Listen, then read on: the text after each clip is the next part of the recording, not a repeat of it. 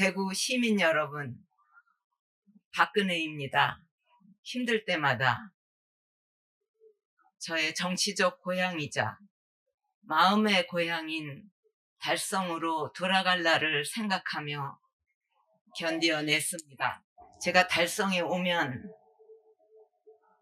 편안한 여생을 보낼 수 있도록 돌봐드리겠다는 내용의 언론 기사를 보고 깊은 감동을 받았고, 제가 참 행복한 사람이구나, 이런 생각을 했습니다. 전직 대통령 사저가 가압류가 됐다는 사실 하나만으로도 지금 논란거리. 박근혜 전 대통령 대구 달성 사저에 도대체 무슨 일이 있었길래요? 이제부터 이 말을 하나하나 짚어보겠습니다. 벌써 박 전 대통령이 달성 사저에 거주한 지 4년이 됐네요. 제 옆에 이고은 변호사 나와 있습니다. 어서 오십시오. 일단 하나하나요. 가압류. 박근혜 전 대통령에게 돈을 빌려줬다는 사람들의 주장은 뭡니까?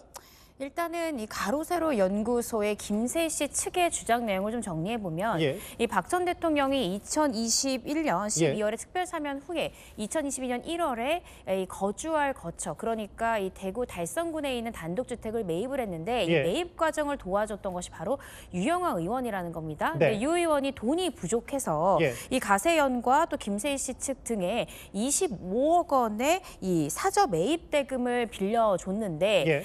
이때 당시에 본인 돈만 해도 21억, 또 가세연이 1억을 댔고, 또 강용석 씨가 지금 3억을 댔다는 겁니다. 그렇게 예. 빌려줬는데 몇 달 지나지 않아서 일단 15억 원을 박근혜 전 대통령 측에서 변제했다는 겁니다. 예. 그런데 4년이 지나도록 10억 원에 대해서는 미변제 상태여서 이 내용 증명을 2차례가량 보냈지만 회신이 없어서 어쩔 수 없이 이 부분에 대한 변제를 요구하고자 법적 조치를 취했다는 것이 김세희 씨 측의 입장입니다. 예. 박근혜 전 대통령 측도 오늘 입장을 냈던데 사실관계가 다르다는 겁니까? 가압류 자체가요?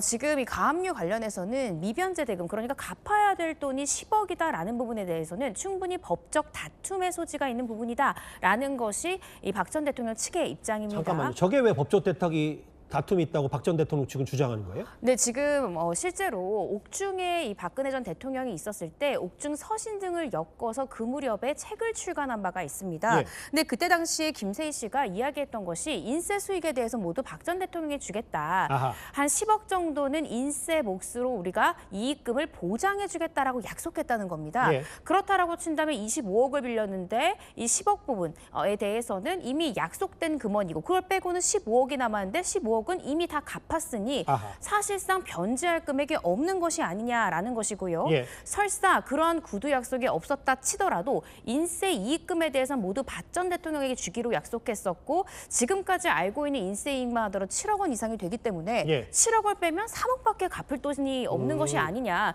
이 부분은 충분히 법적으로 공방을 벌일 수 있는 부분이다라는 것이 박 전 대통령 측의 입장입니다. 그러니까 책 인세 부분은 박 전 대통령 생각이 전혀 다르기 때문에 갚을 돈은 다 갚았다는 게 박 전 대통령 측 얘기인데, 근데 참 묘한 게 있는 게요. 제가 언론 보도를 하나 보니까 당시에 돈을 빌린 사람이 박근혜 전 대통령이 아니라 당시 유영하 변호사, 지금 유영하 의원이라면 이건 좀 또 다른 문제가 되는 거예요? 어떻게 봐야 됩니까? 이 명의신탁 부분이 문제가 될 수 있습니다. 예. 그러니까 당시에 유영하 의원이 박 전 대통령 사저를 구입하는 과정을 도와줬던 것이고요. 예. 그래서 결국 이 채무의 주체가 누구인가, 이 부분이 굉장히 또 소송에 있어서의 쟁점이 될 수 있습니다. 예. 예를 들어 채무자 본인을 유영하 의원으로 본다라고 하면 유영하 의원의 재산을 가압류해야지 왜 제3자일 수 있는 박근혜 전 대통령 명의의 이 사저를 가압류했느냐, 이 부분에 대해서는 충분히 법적 다툼의 소지가 있을 수 있고, 누구 명의가 되느냐가 불분명하다면 그것도 문제가 될 수 있다는 말씀이신 거네요? 그렇습니다. 예. 가압류 결정 자체에 대한 취소송도 가능하거든요. 아하, 그래서 예. 이 부분이 또 하나의 법적 쟁점으로 떠오를 수 있는 그런 상황입니다.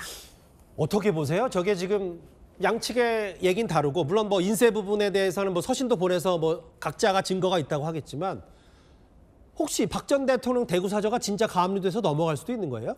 아직까지 본안 소송이 확정되지 않았기 때문에 가압류는 말 그대로 임시가, 그러니까 임시적인 조치다라고 생각하시면 될 것 같습니다. 그러니까 채권자가 본안 소송에서 모두 이기더라도 만약 그 사이에 이 채무자 명의의 재산을 모두 다 처분했을 때 실질적으로 이 재산을 얻을 수 있는 것이 없기 때문에 임시적으로만 묶어놓는 조치고요. 예. 본안 소송을 통해서 이 부분에 대해서 과연 대여금의 성격이 맞는지, 변제할 수 있는 금원이 얼마나 남았는지는 충분히 법적 공방을 벌일 수 있는 부분이다라는 생각이 듭니다. 듭니다.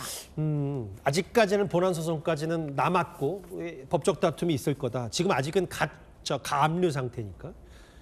근데 제가 사실 뭐 정치권에서 많이 들었다고 하더라도 박근혜 전 대통령 경제 사정을 다 알 수는 없는데 사실은 과거에도 박 전 대통령 그 삼성동 사저 팔고 내곡동 사저로 옮길 때도 당시에도 압류 과정, 좀 미묘한 과정이 있었는데 이거를 저희가 지금 이 집이 넘어가고 공매되고 이런 걸 저희가 근본적으로 어떻게 봐야 될까요?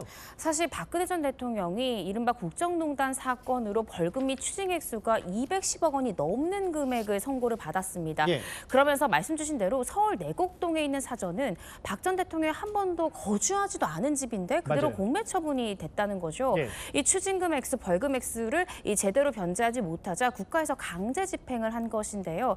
이렇게 결국 공매 처분이 됐는데 그리고 나서 특별사면 후에 얻은 이 대구 달서군에 있는 단독 주택마저도 지금 가압류되면서 예. 사실 박근혜 전 대통령을 지지한 지지자들은 굉장히 안타깝다라는 의견을 지금 표명하고 있는 그런 상황입니다. 이건 변호사님, 물론 뭐 조심스럽고 뭐 전망의 영역이긴 한데 뭐 전문가시니까 가압류가 본안 소송 누구 손 들어줄 가능성이 높다고 보세요?